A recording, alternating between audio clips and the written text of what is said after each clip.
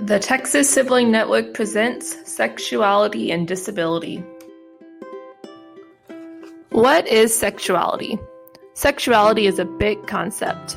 It can be about our feelings, attraction, gender identity, body image, gender expression, culture, rights, views, pleasure, flirting, making out, sex, and relationships.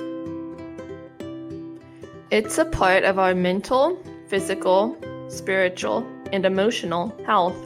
We all have a sexuality from the moment we are born until the moment we die, and our sexuality will change and grow throughout our lives.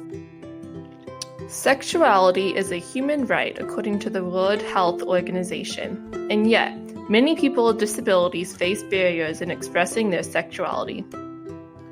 There are many myths involving people with intellectual and developmental disabilities and their sexualities.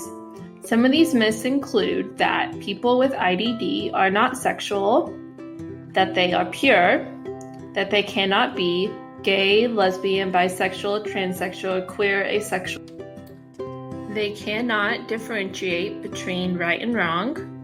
They cannot understand the nuances of sex, and they cannot be parents.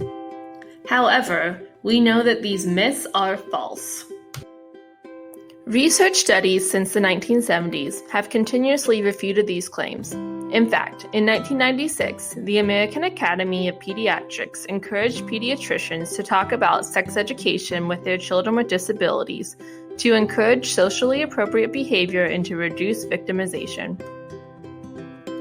This was repeated in 2006 and included the importance of addressing intimacy, relationships, and social stigma related to disability and sexuality. Self-advocates say that they want to learn how to stand up for themselves. They want to be heard when they make choices about sexuality. They want to know how to be safe, and they want to know how to be in a relationship. So, how can we talk to our siblings about sexuality? We know from studies that people who have accurate sex education are healthier, and we hear from self-advocates that they want access to this information so they can make the best decision for themselves. Here are 4 tips for talking about sexuality with your sibling. Number 1, use concrete examples. Number 2, use correct terminology for body parts. Number 3, no euphemisms. Number 4, use accessible language, pictures, and role modeling of communication. Think about how your sibling communicates and adapt materials so that they can best understand them. People reach puberty at the same age, regardless of disability, and sexuality is an innate part of the human experience. All people deserve to experience love and intimacy if that is what they choose.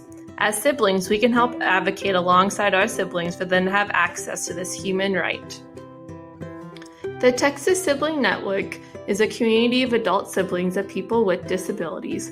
For more information about TSN, please visit our website at disabilitystudies.utexas.edu/TSN or find us on Facebook, Instagram, or Twitter.